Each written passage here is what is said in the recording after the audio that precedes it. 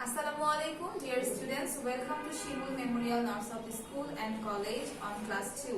I'm Rifa Tabassum, assistant teacher of Shimul Memorial Narsat School and College. Today we will read a scene passage, so please open your English textbook, Unit 27. Unit 27, lesson 4 to 6. So let's read together. প্রথমে আমরা কন্টেন্টটা দেখি, contents two B discussed. আমি তোমাদের বলছি যে কি কি আজকে আমরা আলোচনা করব বা পড়ব, এর মধ্যে আশা করব তোমরা লিখে ফেলবে। দেখো, আমরা প্রথমে টেক্সট রিডিং, অর্থাৎ আমরা প্যাসেজটা পড়ব উইথ মিনিং, অর্থ সহ। এরপরে কিছু ওয়ার্ড মিনিং প্র্যাকটিস করব। তারপরে চুজ দ্য বেস্ট অ্যানসার, অর্থাৎ প্রশ্ন বা শূন্যস্থানের মতো থাকবে, সেখানে তিনটা অপশন দেওয়া থাকবে, সেখান থেকে যেটা সঠিক অ্যানসার সেটা তোমাদের চুজ করতে হবে। ট্রু ফলস প্র্যাকটিস করব। এরপরে আনসার দ্য কোশ্চেন, অর্থাৎ কোশ্চেন আনসার প্র্যাকটিস করব।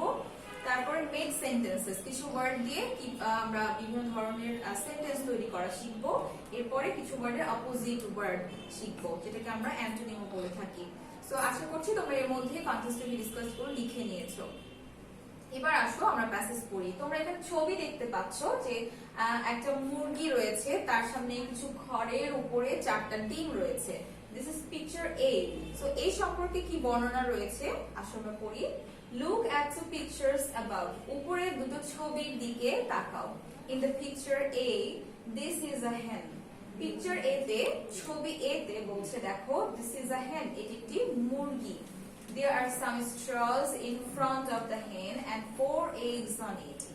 বলছে যে মুরগিটির সামনে কিছু খড় রয়েছে এবং এর উপরে 4টা ডিম রয়েছে।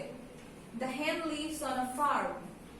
মুরগিটি কথা বলছে যে এটা একটি ফার্মে থাকে, অর্থাৎ মুরগি যে খামার, সেই খামারে থাকে। It is a domestic bird. দেখো, মুরগিকে কিন্তু এক ধরনের পাখি বলা হয়ে থাকে এবং এটি হচ্ছে গৃহপালিত পাখি। It lays eggs. এটি ডিম পাড়ে। এখানে lay হচ্ছে ডিম পাড়া। The hen has 2 legs and 2 wings. Wings মানে হচ্ছে ডানা বা পাখা। So মুরগি কথা বলছে যে দুটি পা রয়েছে এবং দুটি ডানা রয়েছে। It eats seeds and grain. Seed হচ্ছে বীজ আর grain হচ্ছে শস্য। তাহলে মুরগির কথা বলছে যে এটি বীজ এবং শস্য খায়।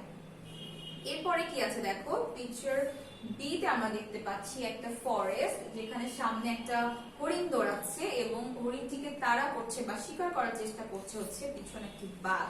এবং হরিণ কিন্তু আমরা জানি খুব ইনোসেন্ট একটা অ্যানিমাল, বা টাইগার হচ্ছে ওয়াইল্ড অ্যানিমাল, বন্য প্রাণী। তাহলে এই সম্পর্কে বর্ণনা কি দেওয়া আছে এসো আমরা দেখি।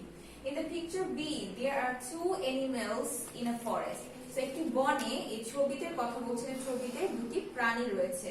These are a tiger and a deer. এগুলো হচ্ছে একটি বাঘ এবং একটি হরিণ। The tiger is hunting the deer. Hunt হচ্ছে শিকার করা, সো হান্টিং এখানে হচ্ছে কন্টিনিউয়াস ফর্মে আছে, শিকার করছে। তাহলে বাঘটি হরিণটিকে শিকার করছে। The deer has 2 horns and 4 legs. Horn মানে হচ্ছে শিং। হরিণের কথা বলছে যে হরিণের দুটি শিং রয়েছে এবং 4টি পা রয়েছে। It is an innocent animal. Innocent মানে হচ্ছে নিরীহ বা নিষ্পাপ। সো হরিণের কথা বলছে যে এটি হচ্ছে একটি নিষ্পাপ বা নিরীহ প্রাণী। It is grass, grain and plant. Grass হচ্ছে ঘাস, grain হচ্ছে শস্য, plant হচ্ছে চারা গাছ। সো আমরা তাহলে কি বুঝতে পারছি যে হরিণ হচ্ছে শস্য, ঘাস এবং চারা গাছ খেয়ে থাকে। The tiger is a wild animal. দেখো, বাঘের কথা বলছে যে বাঘ হচ্ছে বন্য প্রাণী। It has also 4 legs and 1 long tail. So বাঘের কথা বলছে যে এটারও 4টি পা রয়েছে এবং একটি লম্বা লেজ রয়েছে। It's big in size. বাঘ আকৃতিতে বড়। It lives in the forest. এটি বনে বাস করে। It eats other animals. এটি অন্য প্রাণীদের খায়। সো আমরা দেখতে পাচ্ছি যে বাঘ কতটা হিংস্র, তাই না? সে নিজেও একটা প্রাণী হয়ে অন্য প্রাণীদের খেয়ে থাকে। সো প্যাসেজটা আমরা পড়লাম অর্থ সহ, আশা করছি তোমরা বুঝতে পেরেছো। এবার এসো আমরা ওয়ার্ড মিনিং প্র্যাকটিস করি। ফার্স্ট ওয়ার্ড দেখো, স্ট্র মানে হচ্ছে খড়। শর্ট মানে ছোট অথবা খাটো। তোমরা যখন এরকম অবলিক দিয়ে দুটো ওয়ার্ড দেখো, দেখা যায় যে মিনিং লিখতে বলা হচ্ছে বা একটা সেন্টেন্সে অবলিক দিয়ে দুটো ওয়ার্ডই লিখে দিচ্ছ, এটা করবে না। অবলিক দেওয়ার মানে হচ্ছে দুটোর মধ্যে যে কোনো একটা তুমি চুজ করতে পারবে। সো শর্ট মানে ছোট অথবা খাটো। এরপরে দেখো, হেন মানে মুরগি, ফার্ম মানে খামার, লং হচ্ছে লম্বা, উইং ডানা, গ্রেইন মানে শস্য, টেল মানে লেজ, টুয়ার্ডস দিকে বা অভিমুখে, অভিমুখে উচ্চারণটা দেখো TOWARDS, টুয়ার্ডস দিকে অথবা অভিমুখে। লেই মানে হচ্ছে ডিম পাড়া, কিছু কিছু জায়গায় তোমরা দেখবে লেই মানে কিন্তু শুয়ে থাকা হয়, সো লেই এখানে হচ্ছে অ্যাকর্ডিং টু আওয়ার প্যাসেজ ডিম পাড়া।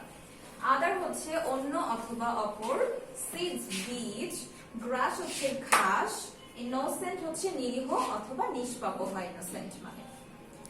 এবার আসো আমরা choose the best answer practice করব। দেখো এখানে একটা শূন্যস্থান রয়েছে, তার সাথে তিনটা অপশন রয়েছে, এখান থেকে আমাদের সিলেক্ট করতে হবে যে কোনটা right answer. So there are dash eggs on the straws. তাহলে আমরা প্যাসেজে পড়েছিলাম খড়ের উপরে কয়টা ডিম ছিল? 4টা, তাহলে 4 এর ইংলিশ হচ্ছে 4। So there are 4 eggs on the straws. এরপরে দেখো আনসার আমরা এখানে দেখতে পাচ্ছি 4। The tiger is A/N dash the animal. A/N কেন দিয়েছে দেখো, এখানে আমাদের তিনটা অপশন রয়েছে, wild, domestic, innocent। সো যদি innocent আনসার হয় তাহলে N হবে আর্টিকেল, যদি wild অথবা domestic হয় তাহলে আর্টিকেল কোনটা হবে? A। সো তোমরা এখান থেকে দেখো টাইগারের বিষয়ে আমরা পড়েছিলাম যে বাঘ হচ্ছে বন্য প্রাণী, সো আমাদের আনসার হবে wild, সো আর্টিকেলটাও কিন্তু এখানে A হবে। Tiger is a wild animal. The deer has dash horns. হরিণের কয়টা শিং দেখেছিলাম আমরা? 2টা, তাই না? তাহলে আনসার হবে the deer has 2 horns. এবার আসো আমরা ট্রু ফলস প্র্যাকটিস করব। The deer is running in front of the tiger. আমরা প্যাসেজে দেখেছিলাম তাই না যে বাঘটা ছিল পিছনে আর হরিণটা ছিল সামনে, এবং হচ্ছে বাঘটা হরিণটিকে তাড়া করছিল। এখানে তাই বলছে যে হরিণটি বাঘটির সামনে দৌড়াচ্ছে। So this is true. The deer is running in front of the tiger. This is true. The tiger's tail is short. কিন্তু আমরা জানি এবং প্যাসেজেও পড়েছি বাঘের লেজ হচ্ছে লম্বা আর শর্ট মানে হচ্ছে খাটো। So this is false. The tiger's tail is short. This is false. The deer lives in a forest. হরিণ বনে বাস করে। This is true. আমরা প্যাসেজেও পড়েছি, এমনিও তোমরা জানো তাই না? The deer lives in a forest. So this is true. এবার আসো আমরা কোশ্চেন এন্ড আনসার প্র্যাকটিস করব। First question, who lives on a farm? ফার্মে কে বাস করে? অ্যাকর্ডিং টু আওয়ার প্যাসেজ আমরা দেখেছি a hen lives on a farm. খেয়াল করো এখানে প্রেজেন্ট ইনডিফিনিট টেন্সে আমাদের প্রশ্ন রয়েছে, সো আমরা এখানে প্রেজেন্ট ইনডিফিনিট টেন্সে উত্তরটা দিব। ভার্ব ইউজে তোমাদের ভুল হয়ে থাকে, এইজন্য কিন্তু মার্কস গুলো চলে যায়। দেখা যায় পুরো প্রশ্নের উত্তর তোমরা সঠিক করে লিখেছো, কিন্তু ভার্বটি ছোট্ট একটা ভার্ব ভুল লিখেছো, ওটা পুরো প্রশ্ন তখন আমাদের উত্তরটা কেটে দিতে হয়। সো তোমরা খেয়াল করবে প্রশ্ন কোন টেন্সে আছে সেই টেন্সে আনসার করবে। A hen lives on a farm. What does a hen eat? মুরগি, একটি মুরগি কি খায়? এ দিয়ে প্রশ্ন আছে, আমরা এ দিয়ে আনসার করব। A hen eats seeds and grain. এখানে ডাজ রয়েছে, এজন্য আমরা ইট এর সাথে এস যোগ করেছি। তারপরে দেখো উত্তর যেটা আমাদের যে বীজ এবং শস্য খায়, so seeds and grain. Where does a tiger live? কোথায় একটি বাঘ বাস করে? আমরা প্যাসেজে পড়েছি এবং জানি a tiger lives in a forest. So a tiger lives in a forest. দেখো এখানে ডাজটা উঠে গিয়ে আমরা আনসার লেখার সময় লিভ এর সাথে এস যোগ করেছি। A tiger lives in a forest. এবার আসো আমরা কিছু ওয়ার্ড দিয়ে মেক সেন্টেন্সেস দেখব। এখানে আমরা যে সেন্টেন্স গুলো পড়াচ্ছি তোমরা এই সেন্টেন্স গুলো লিখলে ভালো, অন্য সেন্টেন্সও লিখতে পারবে, কিন্তু সেটা যেন মিনিংফুল হয় এবং সেন্টেন্সের যে স্ট্রাকচার সেটা ঠিক থাকে।